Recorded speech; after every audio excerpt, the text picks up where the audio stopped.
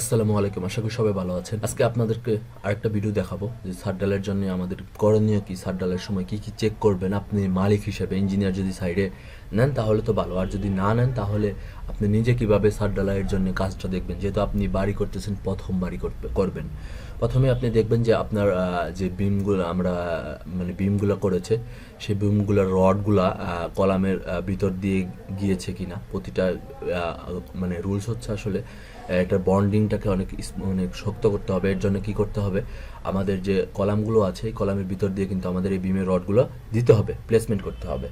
তারপরে যে পর্যাপ্ত পরিমাণে ব্লক ইউজ করেছে কিনা, কারণ আমার ক্লিয়ার কভারের জন্য কিন্তু দেখুন এই যে ব্লকগুলো ইউজ করা হয়েছে, এখানে দেখতে চেক করবেন যে আমার কোথাও কোনো ব্লকে কোনো সমস্যা আছে কিনা, ব্লক যা বানানো হয়েছে সেগুলা সঠিকভাবে প্লেসমেন্ট করা হয়েছে কিনা। অনেক সময় ইলেকট্রিক্যালের লাইনগুলা কিন্তু করার জন্য কাজ করতে হয়, সো তখন অনেক ব্লকটা সরানো হয়, এগুলো আবার ঠিকমতো রিপ্লেসমেন্ট করতে হবে ছাদ ঢালাইয়ের আগে।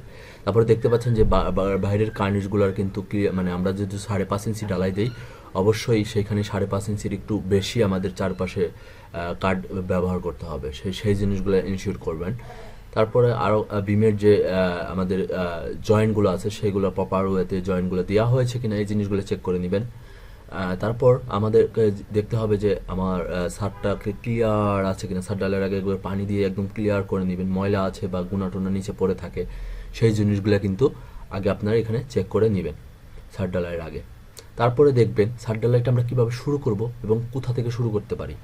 ফার্স্ট স্টেপেই কিন্তু আমরা ছাদ ঢালাই শুরু করবো একদম কর্নার থেকে না। ফার্স্ট স্টেপে আমরা যেখানে যেখানে বিম আছে ওই স্পেসের বিমগুলো আগে আমরা ভরাট করে নিব।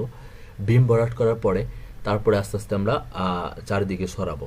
তো এটা হচ্ছে আমাদের প্রথম কাজ, কারণ হচ্ছে এই মশলা কিন্তু তাড়াতাড়ি শুকিয়ে যাবে। হ্যাঁ, তো আপনি যদি আগে সাইড থেকে ভরাট করা শুরু করেন তাহলে বিমের ভিতরে যে কম্পেকশন করতে হবে সেই কম্পেকশনটা কিন্তু আমাদের ভাইব্রেটর মেশিন দিয়ে করতে হয়।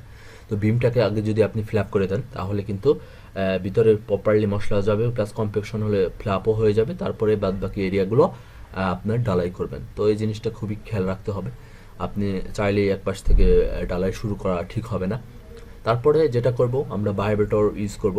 অবশ্যই ভাইব্রেটর ব্যবহার করতে হবে এবং সঠিক ওয়েতে ভাইব্রেটর ব্যবহার করতে হবে। ভাইব্রেটরটা একদম খারাপভাবে করা যাবে না, ভাইব্রেট করা।